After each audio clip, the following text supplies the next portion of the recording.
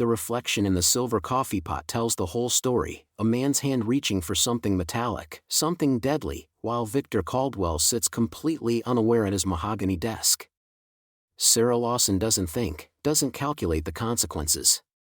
She just moves, that scalding hot coffee flying through the air toward the billionaire's pristine white shirt. "Get down," she screams, and in that moment, everything changes forever. But let me take you back to where this all began, just 6 hours earlier on what seemed like an ordinary Tuesday morning in October. Sarah's worn sneakers crunch through the autumn leaves covering the circular driveway of the Caldwell estate. She's been coming here 3 times a week for the past 8 months, but the mansion still takes her breath away every single time. 47 rooms of pure American wealth, marble columns that stretch toward cathedral ceilings, windows that cost more than most people's cars, and enough square footage to house a small village.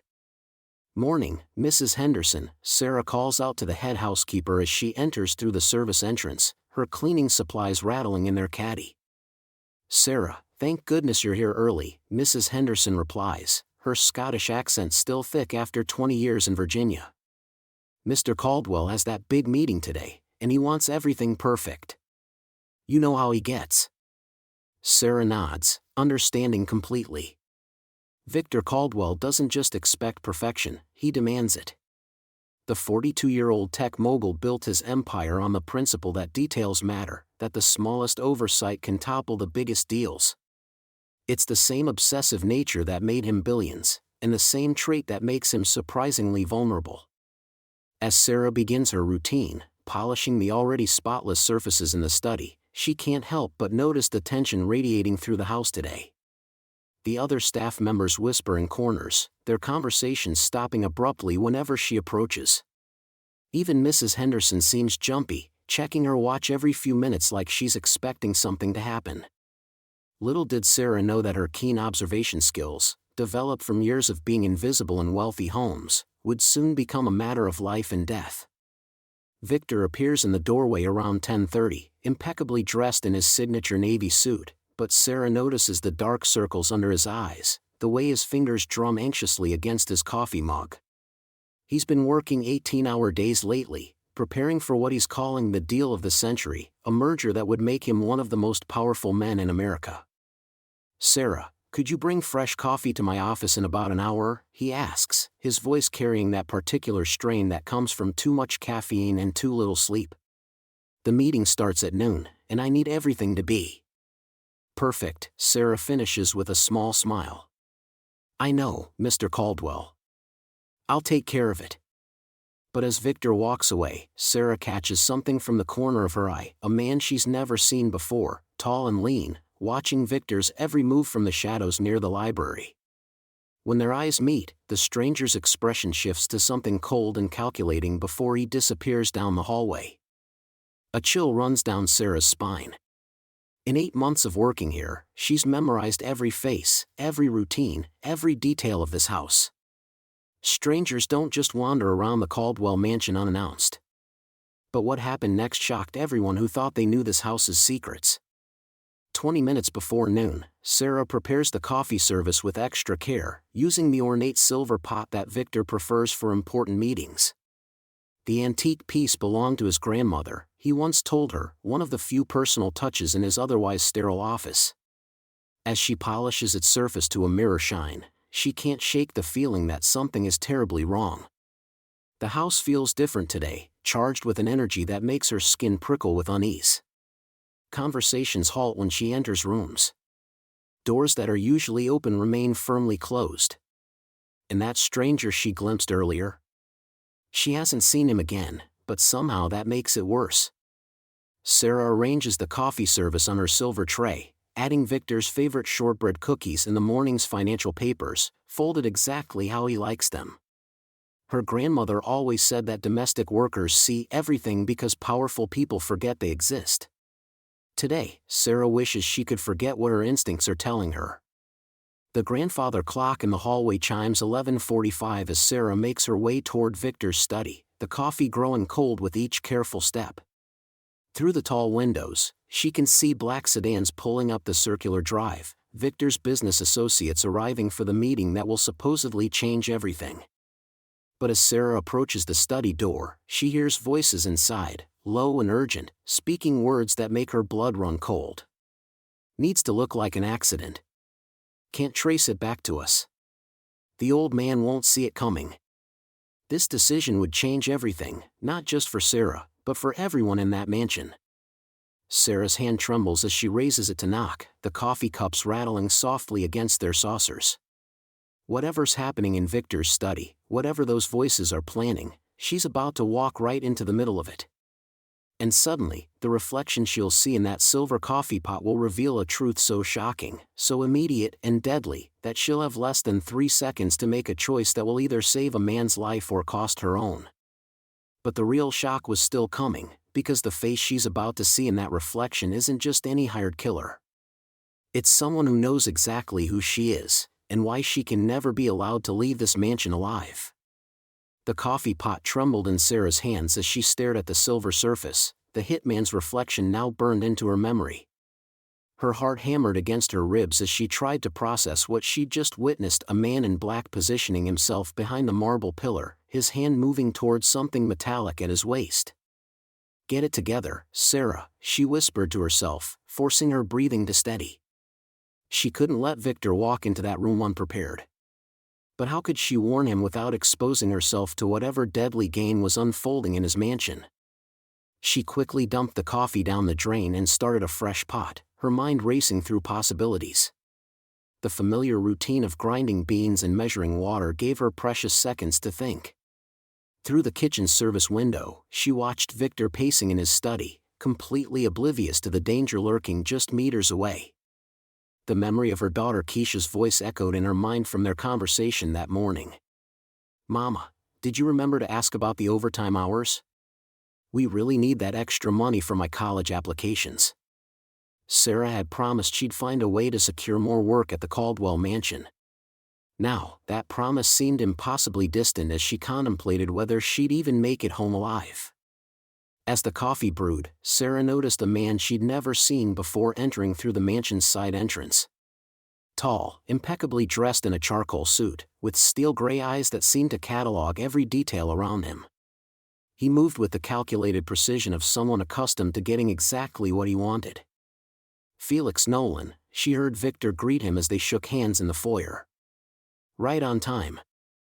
Sarah pretended to arrange flowers in the nearby vase, straining to catch their conversation. There was something about Felix that made her skin crawl, the way his smile never quite reached his eyes, how his gaze lingered on the security cameras as if memorizing their positions. "The arrangements we discussed are proceeding smoothly," Felix said, his voice carrying an undertone that made Sarah's stomach tighten. "My associate should be in position shortly." Associate. Sarah's blood ran cold as she remembered the figure in black.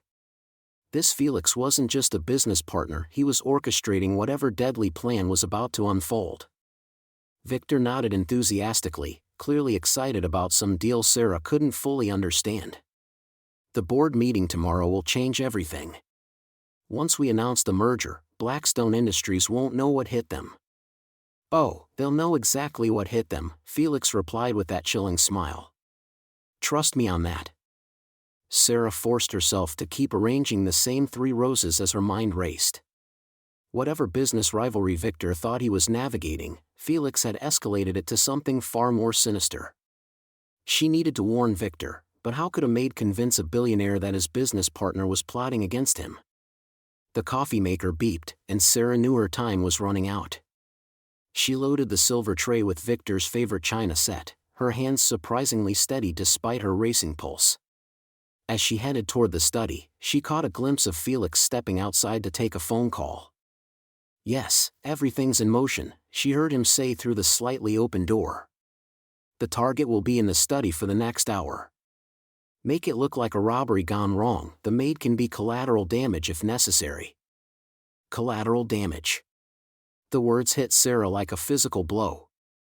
Not only was Victor in mortal danger, but Felix had already written her off as an acceptable casualty. Her grip tightened on the coffee tray as a surge of protective fury replaced her fear. She'd survived poverty, discrimination, and countless challenges to build a life for her daughter. She wasn't about to let some cold-blooded businessman destroy everything she'd worked for or harm the man who'd always treated her with respect and dignity. As she approached the study door, Sarah made a split-second decision that would change everything. The scalding hot coffee in the silver pot wasn't just Victor's afternoon refreshment anymore. It was about to become their salvation. But as she raised her hand to knock on Victor's door, Felix's voice drifted from behind her, "Going somewhere, Sarah?" The coffee maker hums quietly in the corner of the kitchen as Sarah's hands tremble slightly, gripping the ceramic mug. She can't shake what she saw in that reflection, the cold metal of a gun, the methodical way the man positioned himself behind Victor's chair. Her heart pounds as she realizes she's standing at the crossroads of a life-or-death decision. "Get it together, Sarah," she whispers to herself, forcing her breathing to steady. "You've seen something. Now what are you gonna do about it?" The sound of approaching footsteps makes her freeze. Felix Nolan rounds the corner, his expensive Italian shoes clicking against the marble floor.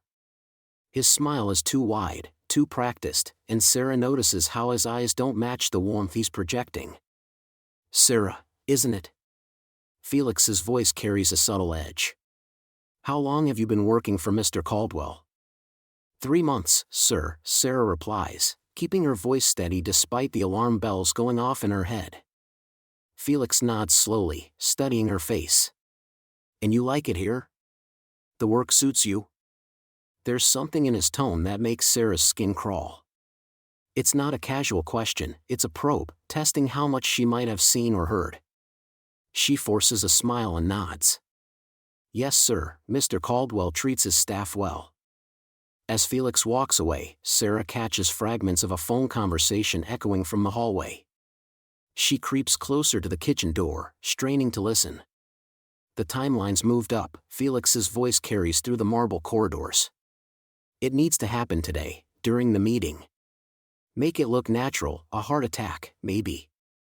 The old man's been under stress lately." Sarah's blood runs cold.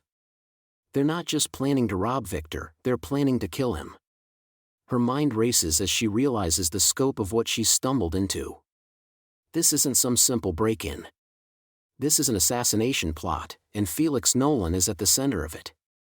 But here's what really makes Sarah's stomach drop. She recognizes something about the way Felix speaks, the careful pronunciation of certain words. It reminds her of the phone calls her late father used to make when he worked as a bail bondsman, the coded language of people who lived in the shadows. Sarah knows she has to warn Victor, but how do you tell a billionaire that his trusted business associate is planning to murder him? Especially when you're just the help, and you have no proof except a reflection in a coffee pot and an overheard conversation. She makes her decision quickly, filling a fresh pot of coffee and placing it on a silver tray alongside some of Victor's favorite pastries. Her hands shake slightly as she walks through the mansion's ornate corridors, past oil paintings worth more than her family's house, toward Victor's private study. Victor looks up from his mahogany desk as she enters, his reading glasses perched on his nose as he reviews what appears to be legal documents. "Ah, perfect timing, Sarah. Just what I needed," he says warmly, gesturing for her to set the tray on the side table.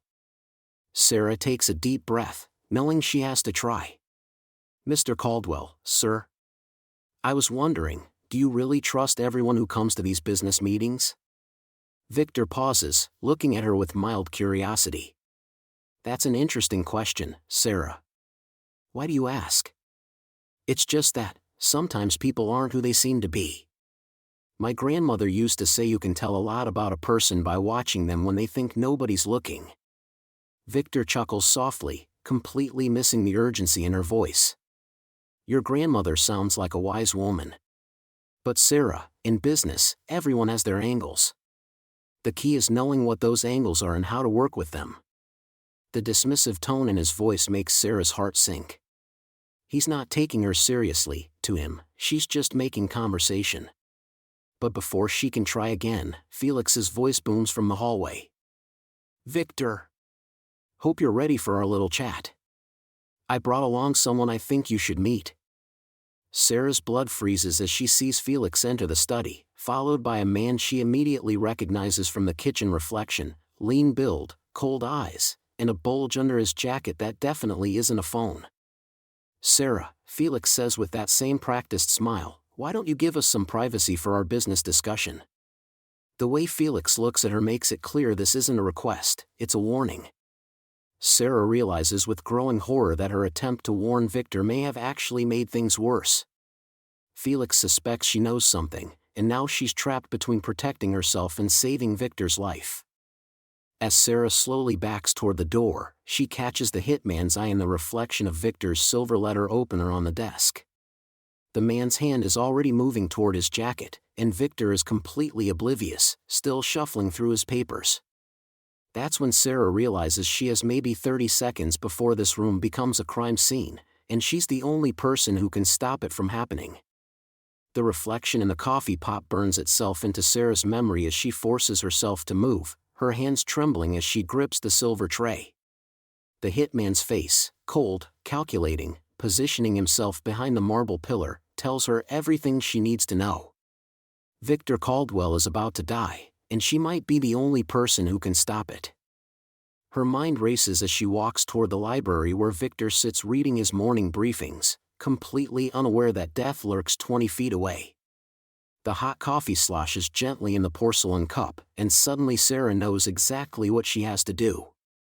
It's crazy, reckless, and could cost her everything, but it's the only way to save his life.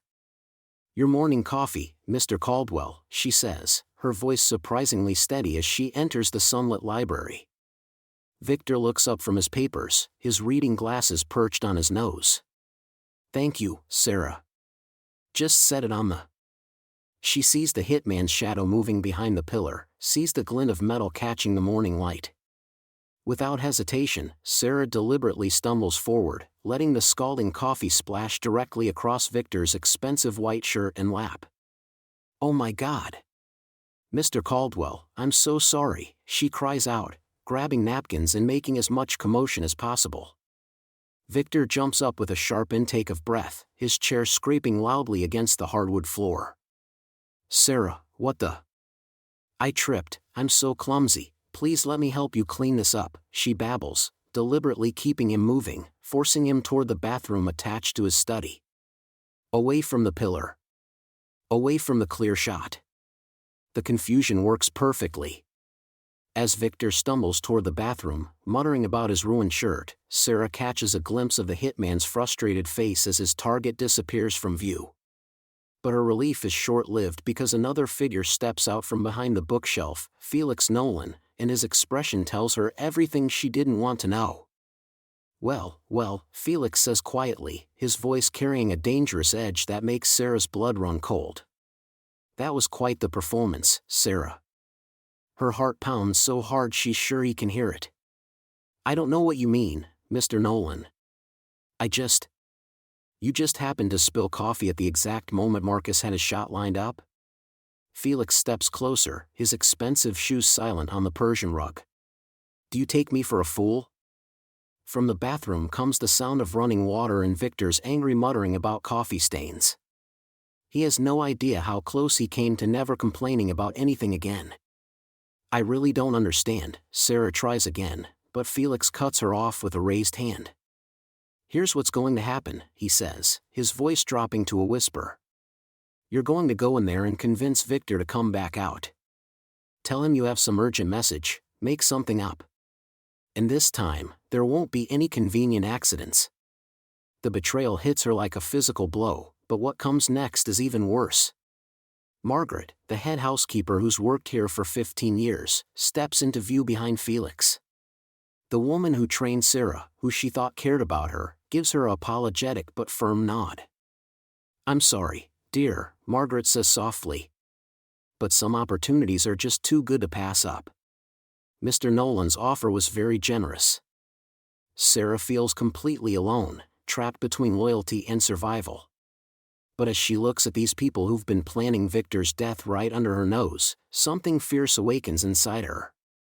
She thinks of her mother's medical bills, of her father working double shifts, of everything she has to lose, and everything she refuses to become. "No," she says quietly. Felix's eyebrows rise. "Excuse me?" "I said no." Sarah's voice grows stronger. I won't be part of this.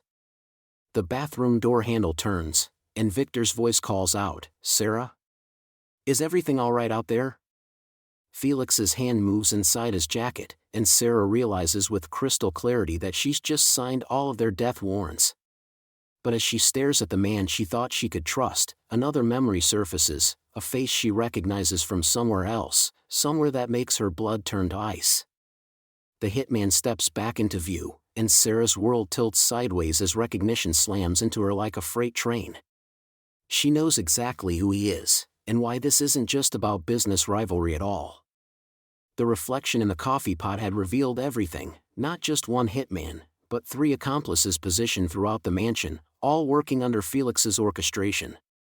As Sarah crouches behind the overturned cart, Victor clutching his scalded shirt, she whispers urgently, Mr. Caldwell, there are 3 more. Kitchen staff, your driver, and someone in the study upstairs. Victor's eyes widen as the pieces finally click together. Felix orchestrated this whole thing, he breathes, his business instincts kicking in despite the chaos. The merger meeting, the timing, he knew exactly when I'd be vulnerable. Sarah's mind races as footsteps echo through the corridors. She recognizes the urgency in their movement, the plan has been disrupted, and now they're improvising. We need to get to your panic room, she says, helping Victor to his feet. There isn't one, Victor admits sheepishly. I always thought business rivals used lawyers, not hitmen. The absurdity of the situation almost makes Sarah laugh, but the sound of Felix's voice calling out from the foyer snaps her back to reality. Then we make our own safe space, she declares, her survival instincts taking over. Using her intimate knowledge of the mansion's layout, Sarah leads Victor through the servants' passages, routes she's cleaned countless times but never imagined would save their lives. As they move through the narrow corridors, Victor sees his home through Sarah's eyes for the first time, understanding the invisible network that keeps his world functioning. They reach the mansion's security office, where Sarah's quick thinking pays off again. She activates the alert system she'd noticed during her cleaning rounds, sending silent alarms to the police while simultaneously locking down different sections of the house, trapping Felix's accomplices in separate areas. How did you know about all this? Victor asks, amazed by her resourcefulness. When you're invisible to people, you see everything, Sarah replies, monitoring the security cameras. Felix has been planning this for months.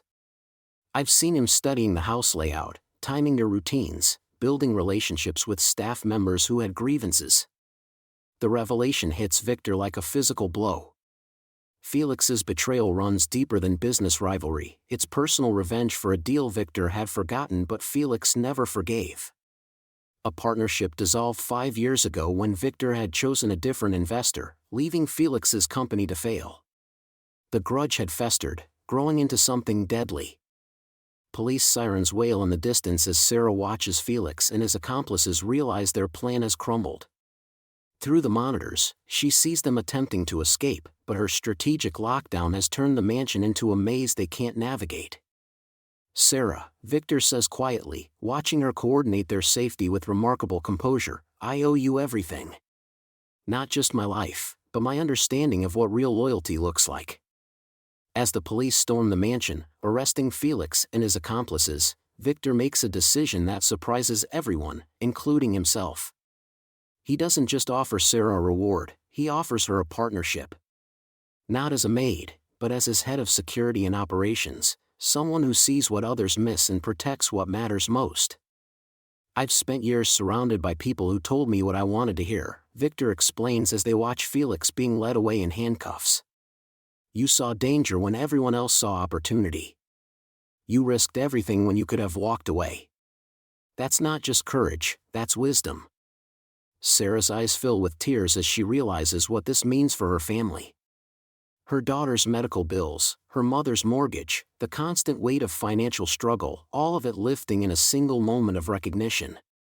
But the transformation goes beyond money. Victor dismantles the invisible barriers that had made Sarah's heroism necessary in the first place.